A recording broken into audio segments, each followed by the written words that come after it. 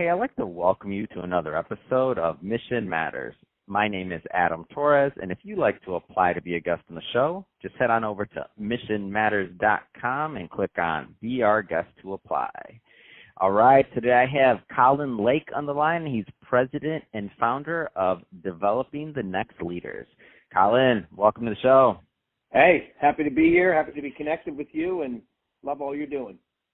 All right, Colin. So great topic today. So effectively connecting with your best clients and prospects in today's world. So a lot of entrepreneurs, executives, and experts listen to this, and they're looking for tips and tools. And sales, I mean, that's the core of any organization in business that wants to grow. So I'm excited to get into today's conversation with you, but we'll start this episode the way that we start them all with our Mission Matters Minute. So, Colin, we at Mission Matters amplify stories for entrepreneurs, executives, and experts. That's our mission. Colin, what mission matters to you? So I come from the financial services industry, and I believe we as an organization believe the financial services industry does great things for organizations and individuals and their families. And we believe that industry is suffering from a lack of really, really solid leadership today, and even more specifically from leadership tomorrow. So our goal is to develop the next leaders who are maybe not in the industry today or are in the industry today to do amazing things for the financial services industry so that they can in turn do amazing things for their clients. It's awesome. Love having mission-based individuals on the line to share why they do what they do, and what really gets them motivated to go out into the marketplace and to make a difference. So I guess just to kick this off, I mean, how did you get started on this path to, developing leaders and sales talent? Like, where did your entrepreneurial journey begin? So I start as a sales representative for a financial services company, and the way they set us up, they gave us a territory, not too different than other people lived in the sales world, but they handed you a book with all potential clients, maybe still not too different, and then they said, you go figure out how to write a lot of business. We're not going to give you a base salary. We're not going to give you an expense account. We're not going to tell you, send how to do it. You just go figure it out. And if you figure it out, you're going to be really successful. If you don't, we'll put someone else in there and see if they're going to be successful in doing it. And I said, whoa, this is getting real pretty quickly. And I started learning and started asking questions and started making calls and started doing all the things that you do in your early entrepreneurial journey. Now, I'm like working for a company, but I'm running my own business. So that has led to many things in the financial services industry. I ultimately got to the point where I was running a division, then running the entire sales team, and then became head of sales where all of that stuff was under me. And then I left that world, and now I'm taking all of those skill sets and bringing it back to the financial services industry, not just for one company, but for a multitude of companies worldwide. Man, that's awesome. And for those that have been listening to the show for a long time, you know that, I started in the financial services industry, so I was in that business for almost 14 years. Prior to going into media, I've been in media now going on 5 or 6. Time is flying.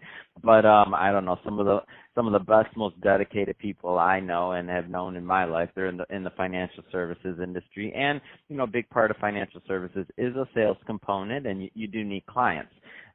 So just in general, for sales overall, it doesn't have to be specifically to the financial services industry, but, there'll be some other individuals that are listening to this that are maybe pivoting careers, or maybe they're just getting started. They're out of college, or, just thinking about a new thing. To me, sales and the idea of becoming a true sales professional and making a career out of it versus just kind of giving it a stab and seeing if you can make some money. I mean, two completely different routes.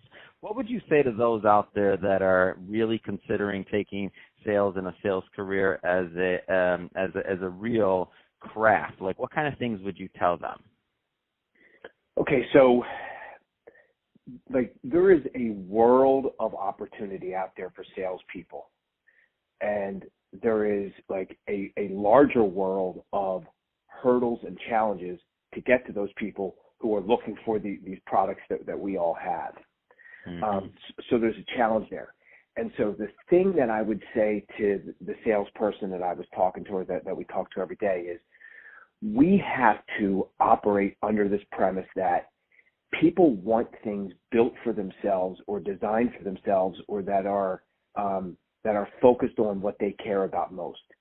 So our job as a salesperson is to learn everything we can to build a message around personalization of the things that this person cares about most, likes most, or helps them most. And if we're able to do that, and we're able to display or clearly articulate that message, we will break through to those people, and we will make a lot of sales to those people. And Adam, the big problem is so many people want to just want to spray and pray, is an expression. I'm going to throw 100 emails out there and cross my fingers and hope that someone gets back to me.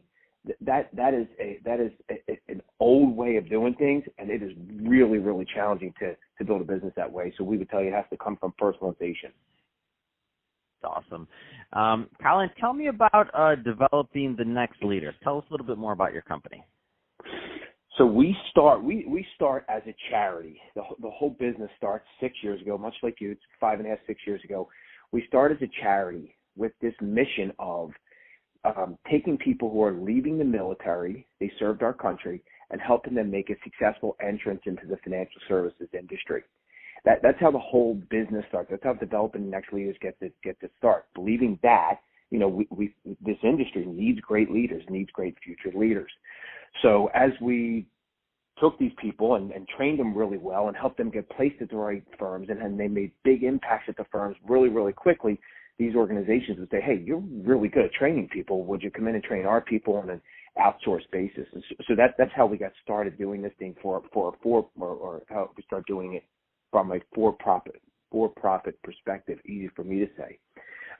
Okay, so that's the origins of the company. So 85% of the business is built in the financial services industry, 15% outside the financial services industry. And we build training and learning development programs for organizations who are looking to better connect with their clients on a more consistent basis. And so that is the crux of who we are and what we do. Awesome. So speaking of the salespeople out there that are out there, in the positions and thinking about how to accelerate their craft, if you were to point out one thing that a salesperson needs to execute today, what would that be?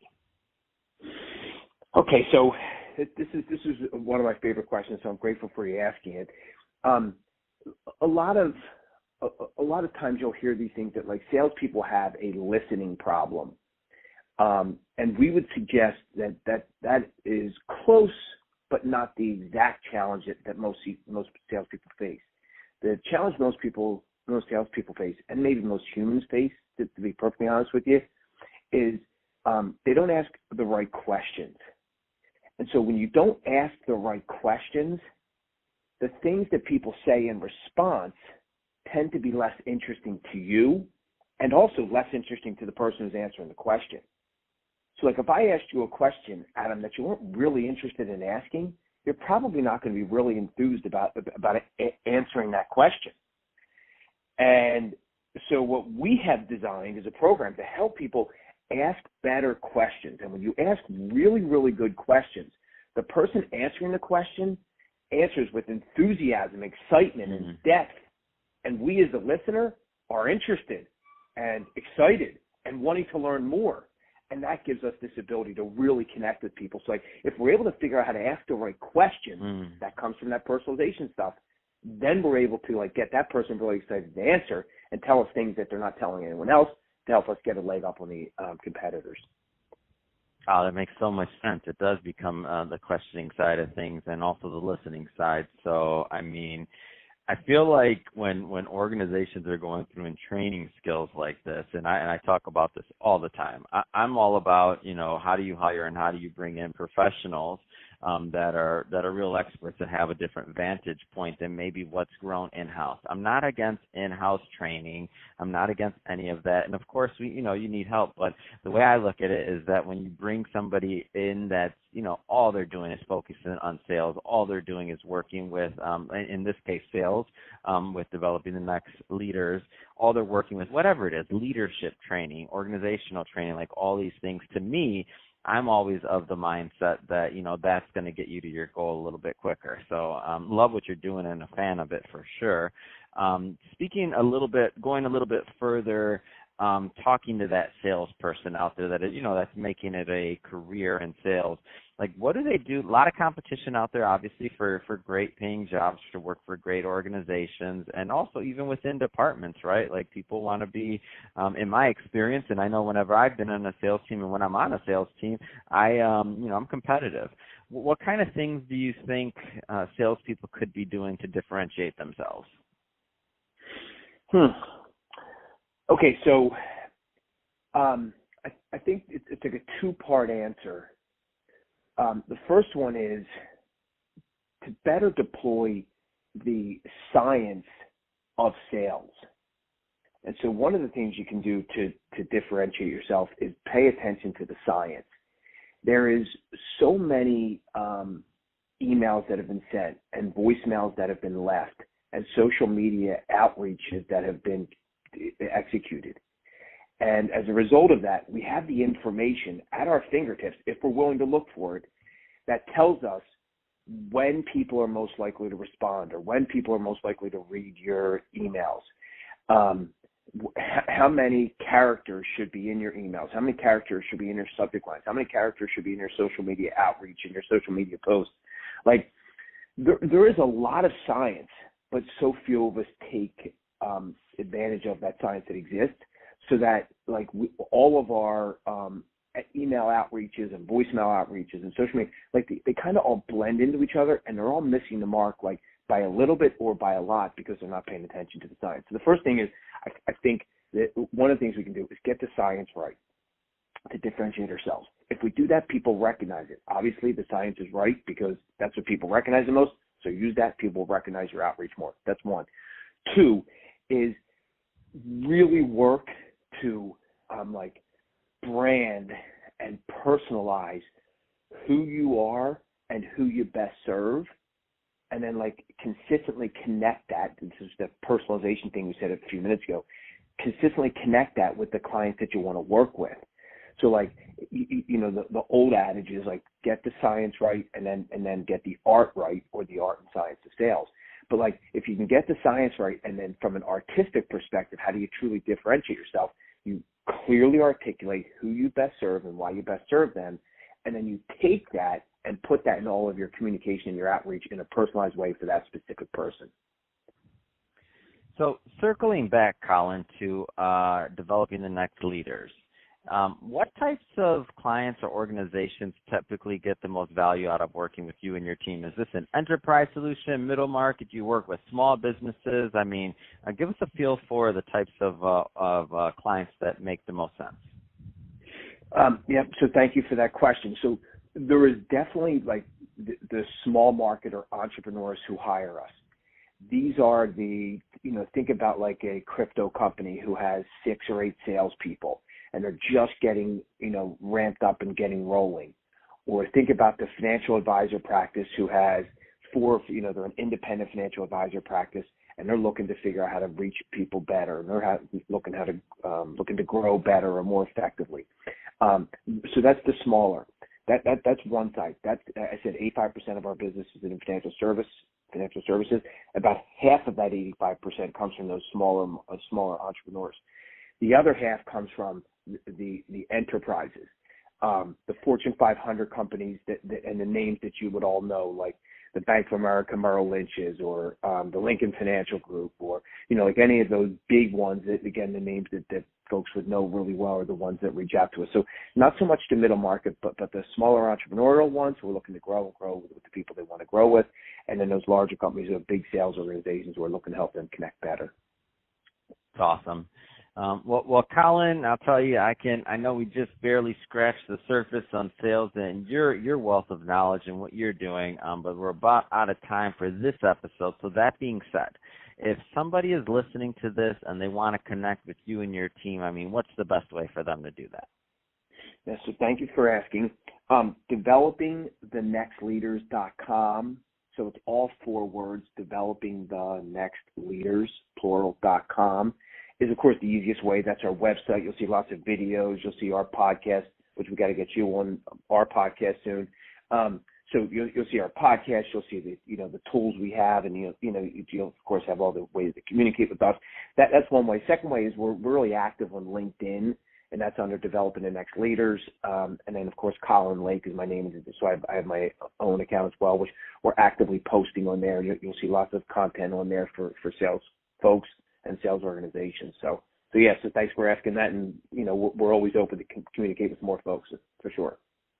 And what's the name of that podcast? Love that. Love promoting other podcasters. I love the podcasting community and everything surrounding that. So I definitely want my listeners to go check it out. What's the name of the podcast? Oh, you'll love this. It's called 7 Minutes to Better Selling. And so it is designed to be 7 minutes, just like we're doing here. Like, what's 1 or 2 quick hits that gets me in a better place to sell more? And that is exactly what this thing is designed to do. It's every other Thursdays in the morning, East Coast time, and it's fun. We have pretty good followership. So like I said, I need to get you on there soon. That's awesome.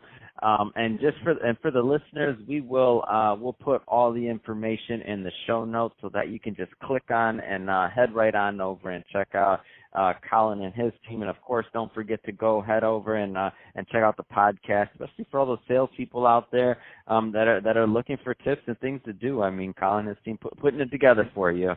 And speaking of the audience, if this is your first time with Mission Matters, we're a platform that's all about bringing on entrepreneurs, executives, and experts and having them share their mission, why they do what they do, how they do what they do, and so that we can all learn and grow together as entrepreneurs and as individuals. If that's the type of content that sounds fun, interesting, engaging to you, then definitely hit that subscribe button, because we have many more mission-based individuals coming up on the line, and we don't want you to miss a thing. And Colin, really, it has been a pleasure. Thanks again for coming on the show. Love what you're doing, Adam. Thank you for having me.